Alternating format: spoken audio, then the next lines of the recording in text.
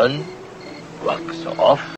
Some of the adaptations in the marketing of self-defense are just downright comical when you look at them from a critical perspective. For example, ever notice the traditional label? They always say, well, this is the traditional belief, yada, yada, yada. They say that in order to be able to keep the belief for marketing because people like the label traditional, right? We want to feel like we're part of some program that is stretched back to the dawn of time. But as plants and animals demonstrate, remember we are animals. Reacting to Darwin's world is purely for the benefit of dispensing genes and then dying eventually. So when true believers say, oh, this is a traditional belief, this is the traditional belief of Tibetan white crane or Hupgar or llama, you see what they're doing? They're unconsciously ensuring both the marketability of the body of knowledge, but also any specious claims made by the syllabus or teacher. It's a way of saving face when there is no historical record on file. I've talked to Sifus out there. I've even talked to llamas, right? But the Sifus always tell me the same line. I'll have documents. Blah, blah, blah, blah, blah. But they don't have documents, and I have never encountered documents beyond the mid 20th century. I've looked in all the, correct scholarly places for this information. It doesn't exist. Now, the books that popped up in the 70s regarding this family of practice, they don't have citations of any sort. So it's just all folklore or tradition or who said what. Another interesting marketing gimmick is to throw around the word authentic onto the name of a family style or recipe. We have all heard of authentic Southern cooking or authentic Cajun recipes and even authentic Chinese cuisine. And then, of course, authentic XYZ Kung Fu. However, this is a type of overreach into logical error. How can an art of any sort be authentic? Do you know for a fact that every nuance is in place? If so, then all praise to you, for you are omniscient. You see the logical fallacy here in this word? It's a 0-calorie word summoned up for suckers, people who need to believe. I mean, the very word itself rings of a concrete conclusion. In other words, it's like saying those who created this artifact or this style or this recipe, they were all knowing gods. Always right all of the time for all of time. Now, did I mention logical overreach yet? Huh? And so, and thus, all students of these right ways or authentic practices must fit into a mold and answer the question of violence like clones. What the hell is blues? Bruce Lee was right in a way when he lamented of Kung Fu's classical mess. And it was ironically folks like George Long in that same time period. Bruce Lee was, uh, being a self-promoter. Well, Long broke the mode of Kung Fu.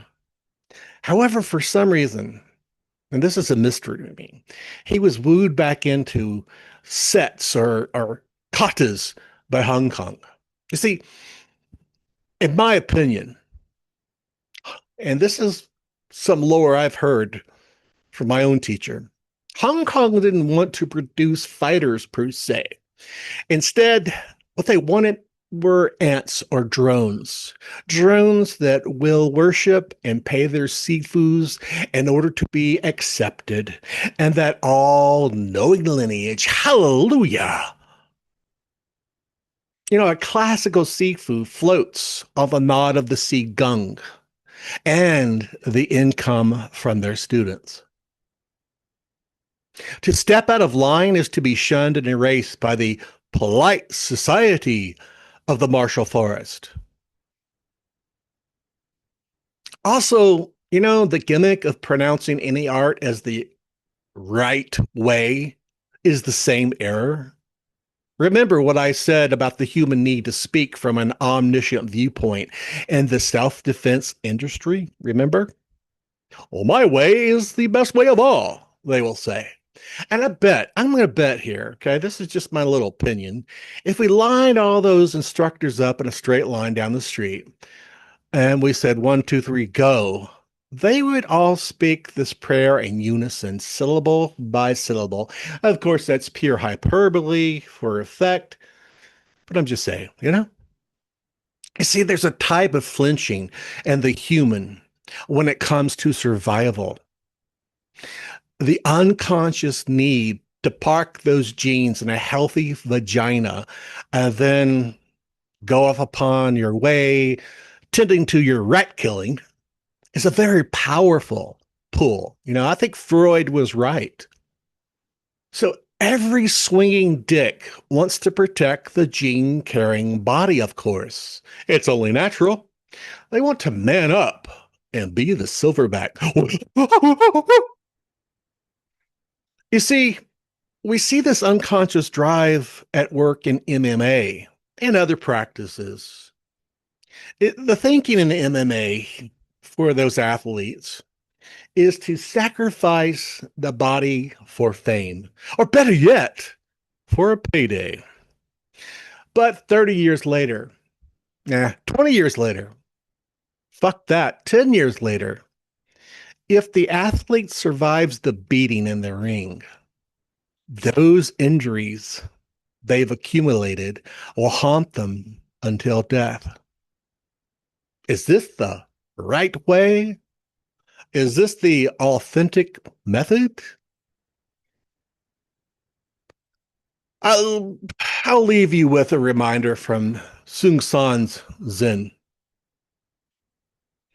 All Zen masters rise at the sound of the bell, and all Zen masters fall down at the sound of the bell. Now, for my level fives out there in the listening audience, there should be like one or two people. If we go back to Hoffman for a second before we leave off today, I'm going to let you make the all important inference of how Hoffman's ideas fit into my little show today. So, let's set up an idea. You're walking down the sidewalk, licking a vanilla ice cream. You say to yourself, my God, this is the best vanilla ice cream on earth. So, from the traditional view of materialism, here's what happens. The vanilla molecule stimulates the olfactory receptors. Then somehow there's brain activity, and somehow there's a subjective experience of vanilla. But if you ask them, what is a subjective experience anyway? That confuses them. And see, the problem is there's no explanation for how electrical signals become taste magically. Now, Hoffman's view, I almost mispronounced his name, oh my Lord. Hoffman's view says this: the molecule, brain, and receptors are icons in an interface, not ultimate reality. So, in this fashion, he's leaving physical materialism way behind. What's fundamental is conscious experience itself. So, the taste of vanilla is not caused by the molecule, like the materialist will say and preach. Instead, it's a primitive unit in the network of conscious agents. You see, the vanilla molecule is just part of the user interface. A conscious agent constructs to navigate interactions with in terms of other agents. End of file.